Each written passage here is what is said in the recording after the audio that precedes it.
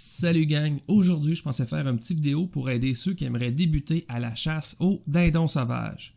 Le but de mon vidéo, c'est juste de proposer un petit kit de départ, savoir quoi s'acheter qui ne coûtera pas nécessairement les yeux de la tête puis qui va être capable de vous durer pendant des années. Ceci dit, je ne détiens pas la vérité absolue. Je propose quelque chose que j'aurais aimé avoir quand moi j'ai commencé à chasser le dindon. Donc j'y vais avec les calls que je préfère et que je crois être le mieux pour ceux qui débutent dans cette chasse-là. Donc c'est des conseils, c'est gratis, faites-en ce que vous voulez. Première chose à amener dans son kit, première chose à avoir dans son kit de départ, c'est le pot call. Pourquoi? Parce que c'est super simple d'utilisation, c'est le fun à se pratiquer. Puis, pour chasser le dindon, il faut savoir maîtriser son call. Donc, il faut se pratiquer en masse. C'est pas le temps de se pratiquer 2 jours avant, rentrer dans le bois puis penser qu'on va être bon. On peut être chanceux, mais l'idée, c'est de mettre les chances de son côté. 1 mois d'avance comme pratique, c'est pas de trop, c'est juste parfait. Si vous voulez commencer à chasser à la dinde cette année, achetez-vous-en tout de suite puis commencez à vous pratiquer tout de suite. Donc, je conseille d'avoir 2 pot call dans son kit. Pourquoi 2? Premièrement, c'est un call qui fonctionne avec la friction. Donc, les calls doivent être secs. Il y a certains calls qui sont faits en cuivre ou d'autres matériaux qui disent qu'ils sont bons dans les situations où ce qui mouille ou ce que sont trempés, peu importe. Oui, ils sont juste moyens dans toutes les situations. Fait que personnellement, je préfère avoir un call qui performe dans une situation X et faire en sorte que cette situation X-là est présente pendant ma chasse. Donc, c'est un call qui fonctionne avec la friction qui doit être au sec. Je propose d'en avoir 2 parce que si jamais on en échappe un dans rosé, qui pleut ou qui se ramasse trempe pour X raison, on a un autre en backup dans notre kit, puis notre chasse continue, on peut continuer à caller, puis tout va bien.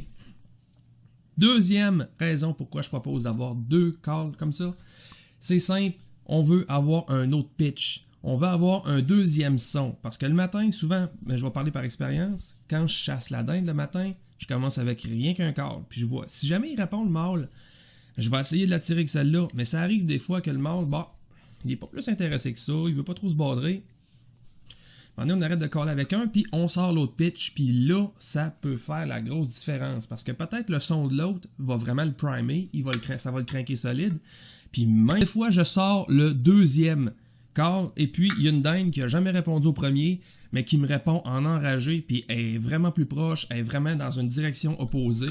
Donc, avoir 2 pitchs différents, c'est super avantageux pour la chasse au dindon.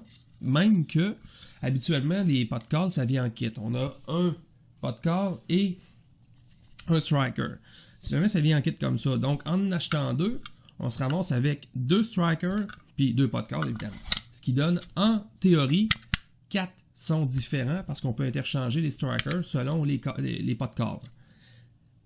Juste à faire attention, faites juste certain que votre striker n'est pas identique à l'autre et qu'il est fait un peu différemment aussi pour aider à aller chercher des sons différents. Pour ce qui est des marques, ça n'a pas d'importance. Je ne vous conseille pas une marque de plus en particulier. Vous allez voir que j'ai ici Primos. J'en ai 2 en fait de Primos, puis j'en ai un qui a été fait custom. Ça n'a pas d'importance. Un pot call, c'est un pot call, à mon avis. J'ai évalué ça environ en moyenne au prix de 25$ pour un kit. Donc à 50$, vous allez avoir 2 pot calls et avoir un petit kit de départ intéressant. Ceci dit, deuxième item à avoir dans votre kit, c'est le box call. Un box call, c'est simple, c'est fait en bois, ça fonctionne sur le principe de friction aussi. On met de la craie ici et ça produit le son. C'est bon pour 2 choses. La première, c'est un call qui est hyper puissant. Donc, c'est le genre de call qu'on ne veut pas utiliser sans avoir tâté le terrain avant. T'sais, si vous arrivez le matin, vous installez vos decoys à gauche et à droite, il fait noir, vous allez lire votre spot, vous êtes bien caché, vous avez fait ça en catimini, là, super top notch. Vous startez avec ça, puis il y a une dinde à 50-100 pieds dans l'arbre. Je pense que vous venez de brûler votre spot, moi. Elle va avoir la chienne de sa vie. Elle va se dire que c'est ça qui cale drette là. Faites attention avec ça. Faites certain qu'il n'y a pas de dinde trop proche parce que vous allez vous brûler tout de suite. Et deuxième point, pourquoi que je conseille un box call, c'est que on est capable d'aller chercher des sons, les cotes, on est capable d'aller les faire avec ça, qui est beaucoup plus facile beaucoup plus plaisant à faire avec un box call que de faire avec un pot call ou un malt call, peu importe. C'est le call par excellence pour faire des cotes et aussi le son qui est super important d'apprendre, c'est le cackle fly down. C'est le son de la dinde qui est dans l'arbre le matin puis qui descend à terre. Ce call-là, on peut le faire en partant le matin, moyennant qu'on a quand même tenté le terrain parce que si une dinde à 50 pieds, c'est fait. On peut faire le cackle fly down, ça peut attirer le mâle assez vite. C'est super bon d'avoir un box call dans son kit. Je vous le conseille. J'ai évalué le prix de ça à environ une quarantaine de piastres. On est rendu à 90. Troisième call à avoir dans son kit. Un gobbler. Ça reproduit le son du mâle qui gobble. On le brasse, puis ça fait le son. Ce call-là, c'est à utiliser avec modération. En fait, à utiliser le moins possible. C'est le genre de call que vous voulez avoir dans votre kit sans avoir besoin de vous en servir. Mais vous ne voulez pas en avoir de besoin puis pas l'avoir. Je m'explique. J'ai déjà fait l'erreur de m'en servir trop souvent. J'ai brûlé des chances, j'ai moffé, j'ai botché des chasses à cause de ça parce que je m'en servais trop. C'est un call qui a comme pour but principal, parce qu'il y a plusieurs buts, le but principal de ce call-là, c'est de provoquer le mâle. Donc, on va parler d'une situation particulière que tous les chasseurs de dindons ont déjà vécu, c'est sûr. C'est quand on call notre dindon, il répond comme un enragé. On change de pas de call, on change de pitch. Il répond, il veut s'en venir s'aguitante, mais il sort pas. Pourquoi est-ce qu'il sort pas le dindon? C'est simple. Dans la nature des choses, c'est la femelle qui se rend au mâle et non le contraire. Donc, ça arrive que des fois, le mâle, il vient pas assez craquer ou il attend juste que les femelles viennent à lui naturellement. Donc, dans ce temps-là, si on sort un gobbler de même, et ça fait quasiment une 3/4 d'heure, 1 heure qu'il vous vire autour, là, il entend un autre mâle qui gueule à côté de ces deux femelles qui se lamentent depuis 1 heure, 1 heure et demie. Là.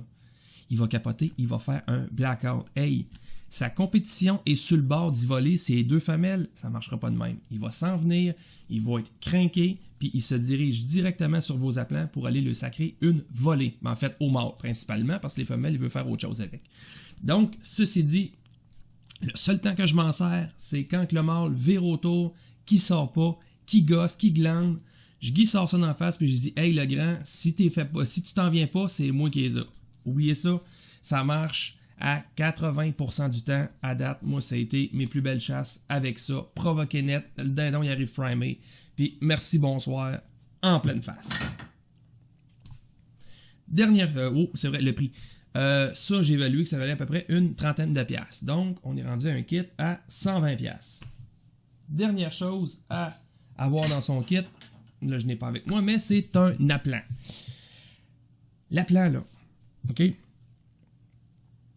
Ayez pas peur de mettre un bon budget pour ça, OK? Je mets à peu près un budget de 60 piastres. À 60 piastres, là, vous n'avez pas nécessairement un appelant à tout casser, mais au moins vous n'avez pas la guenille d'appelant qui est en forme, tout plié, dans un sac de plastique qui est déjà à moitié ouvert. Tu sais, dans le fond d'un espèce de rack là, d'un magasin que je veux pas nommer, mais achetez pas un appelant en forme, non. Faites juste pas ça. OK? Chez le dindon, ce qui est de plus développé chez cet animal-là, c'est sa vision. Il survit grâce à ça. Donc, si vous y arrivez avec une espèce d'abobination là, en forme qui se déplie plus, vous mettez ça sur sur le piquette, là, puis il varlope de même au vent. Des fois, non! Il va le voir, il va s'en rendre compte, c'est pas cave. Puis peut-être que parmi vous, il y en a qui ont fait une chasse, qui l'ont attiré un mâle un peu fucké, qui s'est rendu à votre appelant à cause, je ne sais pas, il devait être myope ou aveugle. Mettez donc, tu sais, tant qu'à mettre 15-20$ pour un call tout lettre de même, mettez au moins une soixantaine de piastres, allez chercher un call qui est un peu plus réaliste, qui a une plus belle paint job. Je vous dis pas non plus de mettre 300$ sur votre appelant, puis un appelant mécanique qui baisse, qui se lève, qui vire en rond, whatever. Juste un appelant avec une belle paint job, il s'en vend, flambeau et en fond. Là, je veux pas embarquer dans les marques. Tant que la paint job a de l'allure, tant que le dindon a de l'air réaliste, c'est déjà ça de gagner. Une affaire qui a de l'air d'une crêpe, là, vous impressionnerez pas ben de dindon avec ça. Écoutez, je vous le dis, cet oiseau-là survit grâce à sa vision. Non. amenez-y pas une guenille à 15$ qui se déplie pas, là. Non. Faites juste pas ça. Hey gang, j'ai oublié de vous le mentionner, mais comme premier achat d'appelant, allez-y avec un appelant mâle. Je pense qu'on va tous s'entendre là-dessus en tant que chasseur de dindons. Comme premier appelant, un mâle, c'est ce qu'on va aller chercher. On va avoir un meilleur contrôle de notre chasse. On va attirer notre dindon direct où ce qu'on veut le tirer. Donc l'appelant, mettez-le dans votre axe de tir, mettez-le à portée de tir, mettez-le où ce que vous voulez tirer votre dindon. Ceci dit, retour aux vidéos. Bon, c'était ce que je proposais comme kit de départ. 180$.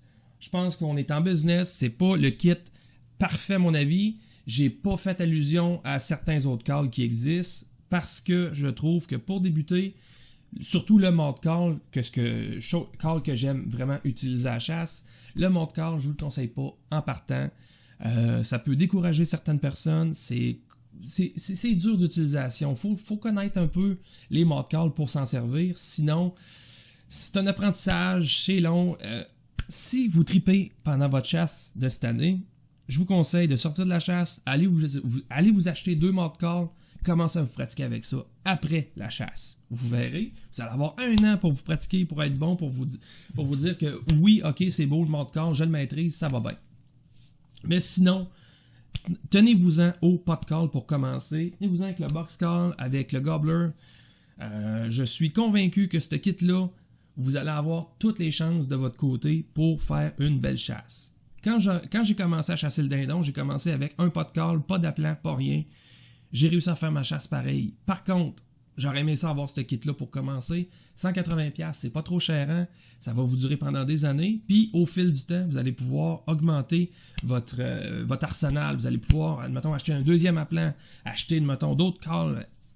Améliorer vos calls, acheter des calls que vous tripez personnellement. Tu sais, j'en ai fait faire un sur mesure en ardoise parce que j'adore les pot de calls en ardoise, c'est mon coup de cœur. Mais bref, ça me servait de quoi de payer un montant X pour avoir un call custom? Pas en tout. Ça fait-tu la job? Un autre call en ardoise pourrait-tu faire la job? Oui. Mais à un moment donné, on a des petites valeurs sentimentales, on veut se gâter, on aime ça, donc on paye un peu plus. Anyway. Ceci dit, j'espère que mon vidéo va vous avoir aidé. J'espère que j'ai pas trop déliré dans mes affaires. Et si ça vous intéresse, laissez-moi des commentaires en bas.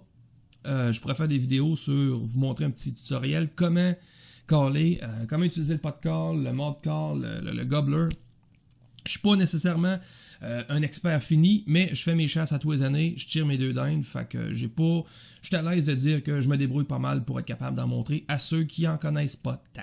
Donc, ceci dit, pour la dernière fois, bye et bonne chance!